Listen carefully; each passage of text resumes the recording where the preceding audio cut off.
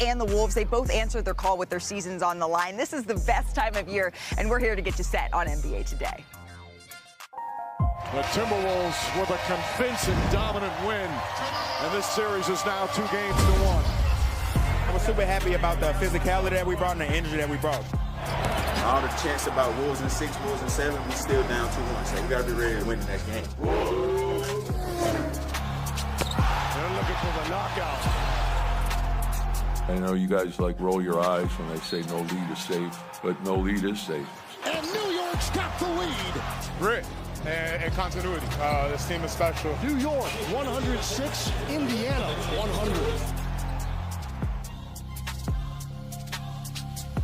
Hey, welcome to NBA Today, where we are live in Minneapolis alongside the one and only Shanae Ogwumike, NBA champ Udonis Haslem, our senior writer Brian Windhorst. I'm Malika Andrews. Hey, happy Memorial Day, everybody, to all of you who have served. Thank you so very much, both for your service and for spending a little bit of your afternoon to talk some hoops with us. Sitting right next to us, we still are the stewards of. We still get to keep watch over the Western Conference Finals trophy here. The Minnesota Timberwolves, they got one on the board towards this trophy just a couple of days ago here. But if you're really quiet, UD, can you hear it?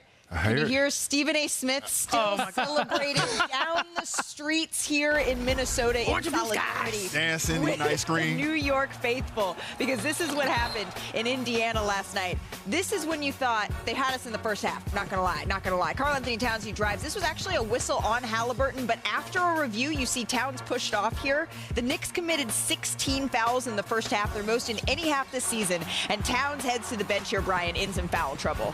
Yeah, it was a real set of circumstances that the Knicks really were not prepared for. They wanted to change up their lineups a little bit, but not like this. Well, less than a minute later here, Halliburton with another steal goes the other way for the jam here. Indiana, Sinead, would go on a 13-0 run after Towns went to the bench with his third foul. You're giving people what they want. They are the best fast break scoring team, transition team in basketball, and they're playing with emotions on their sleeve. But then guess what? The Knicks eventually said a little bit, hold my beer. But an important moment here in the third quarter with the Pacers up by 13. Aaron Nesmith, he drives, he twists his ankle. You can see right there. He would return, but he would miss big minutes here in the game. So UD to the fourth quarter we go. Karl-Anthony Towns, he entered the fourth quarter, as you can see, just 4 points, 2 of 8 shooting from the field, and this is when he would take over. Yeah, shooters keep shooting, and we don't worry about Cat when he's not making shots. We just worry about Cat being aggressive and staying in the game defensively. This brings us to the play of the game, brought to you by Dave & Buster's. The Knicks down 1 here. Towns coming inside, look out below. Yeah, he's the best shooting big man in basketball, but also the best driving. He does not dribble often because he finishes with force. We know how the rest of that close-up ended. We don't need to talk about that. Big play here with the Knicks up by 1. Jalen Brunson commits the blocking foul. That gives Brunson his 5th foul, Brian, with 7:03 left to play. This is when everything changed. It's a tough call, but they had to go with a all cat ball down the stretch.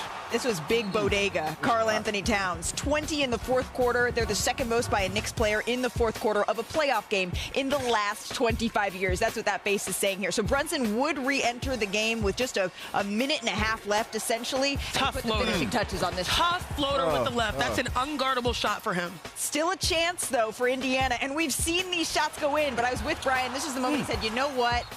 Indiana's gotten a lot of friendly and improbable bounces here. Maybe they were due for one not to go. This one didn't, and New York is on the board. They get the win 106-100 here. Now, the Knicks, they have a knack for overcoming big leads this postseason. They're the first team to win 3 games after trailing by 20 or more in a single playoff run. New York needed that to avoid falling behind 3-0 and virtually ending their season. Here's Tibbs earlier today on the heroic performance he got from his big man.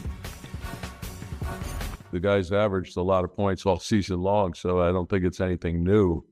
It's his body of work is what it is, and he's been a really good player in the league for a long time. So, as has Mikal and Ochi. So we've got some primary scorers that can play, off the ball, with the ball. You can go to them, and then the game will dictate what we do. It can make and break teams when you're going through things like that. And I think obviously what we did last night definitely helps us. And we saw that we were on the brink of it looking pretty dark for us. And the way we responded, I think it brings us closer together.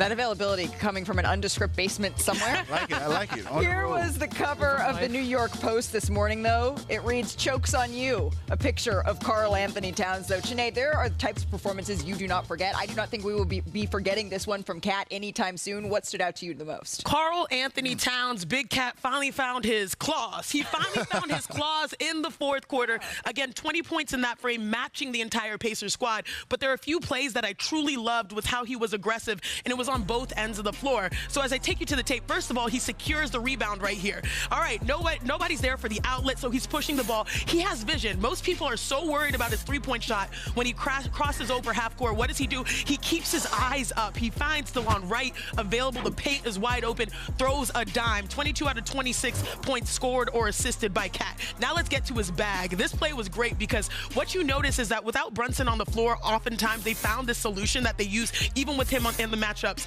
right? They're posting up their big guards, which allows Cat to be a shooter. You sleep on him. Brunson, you have to follow him on the perimeter, which leads to the massive dunk and, of course, the stare down, and we saw what happened after that, too. But last but not least, on this play, I love this because he's essentially playing point guard. They're going to set a screen for your five, your big man. Now, the problem here is you go under the screen. Now you're forcing Pascal Siakam to really rush the shooter, and you had a two contest, possibly even a foul, and he knocks down the three. He was unconscious. He had a great fourth quarter, and that will need to carry over. But I said earlier, it was on both ends of the floor. Look at what he did defensively as well. Wow. 3 for 14. That's what he held his opponents for shooting, 21%. Look at the comparisons there. Games 1 and 2, they scored 20 points on him, and game 3, only 7. So a lot of people are very critical on his consistency, but at least we knew Jalen Brunson could be a closer. Now we're seeing that Cat can be as well. Yeah, this was huge for Cat, and I really think that Tibbs stumbled upon something accidentally here with this lineup here. Right. This lineup with Hart, this lineup with McBride, you have Wright, you have Cat, and you also have Shaman. This is a lineup that they haven't shown before. So I think if you're a team that hasn't seen this before, you kind of fall into the habits of guarding those guys the same way you guarded those other guys. If I have Wright, if I have Shaman, well, he can make shots. I have McBride, but I'm in the paint. I'm taking away everything. It's got to be anybody but Cat with that lineup in the game, and I'm making other guys beat me. When you say UD stumbled on it, he was really looking around because in this game, the Knicks used 15 different lineups. Okay, that in itself is unheard of for a playoff game. 7 of the 15 lineups that they used, they had never used before. Absolutely unheard of in a playoff game, especially what is a de facto elimination game. So it's not surprising that the Pacers were looking around a little bit going, where are we supposed to go? Right. It wasn't like he wanted to do this necessarily. Some of it was he introduced some new players off the bench. Some of it was foul trouble, let him go like that. This was a completely unpredictable game, which is what Jalen Brunson said afterward. Right, that foul trouble that Towns and Brunson got into, it led to Tibbs really getting in his bag and having to go deep in his lineup here, and it gave the Indiana Pacers some trouble. Maybe those guys were not on the scouting report. Let's take a listen to Tyrese Halliburton on just that. With other guys playing, those are, I think those, especially all 4 of the guys who played off the bench are really defensive guys, and they come in and wreak havoc. And I thought we just didn't do a good job of, continuing to play fast. Well, they had a lot of their better defenders in the game in the second half, and that makes it harder.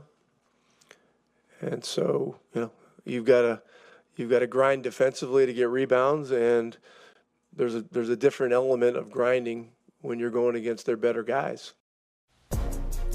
It's not a total surprise. The Knicks have been really good on the road this postseason. But, Brian, that was a really easy quote to miss from Rick Carlisle, but it told you a whole lot. Can you just repeat what he said and why that's so basically important? What Halliburton and Carlisle said was they didn't have Brunson and Cat on the court together at the same time. Because while that group is awesome offensively, they are both all-NBA players. I want to be very clear. I am not suggesting, nor was I think the Pacers suggesting that they are better when they're off. However, the way Indiana is attacking them defensively, if you have 2 players on your team at the same time that are issues defensively, you have trouble stopping teams. The Pacers were scoring at will, attacking those 2 guys down the stretch of this game. And by the way, Tibbs knew that. You want to know how I knew he knew that? Because he didn't bring Brunson back till there was like a minute and a half left in the game. Because what was working in game 3 was that lineup with Cat being the only weak defender and the lead offensive player. Yeah, and what's interesting as well when you think about the Pacers, their signatures is literally their name, the pace, but it's also their passing. Right. In that fourth quarter, actually leading it up into the 12 playoff games, they've been averaging around 29 assists. In that fourth quarter, they only had 1 assist. And I was watching, and I was like, this is half court. This is stagnant. That was an issue for them. That was their lowest assist quarter since like 2014 in a playoff game. So to me, it's the identity that they lost down the stretch. Yeah, we have to give credit to guys like DeLon Wright and Shannon. Shannon was plus 12 last night in 11 minutes, and DeLon Wright down 0-2 on the road. That's a tough situation to step in and hold forth. So those guys did their job, but they're going to have to figure out, because they can't go to that lineup again. There's no way in hell they can go to that lineup again. It's going to work. They're going to have to figure out something to do here in Game 4. But it does feel a little bit different now. Okay, they get 1 on the road. Even if they get Game 5, they've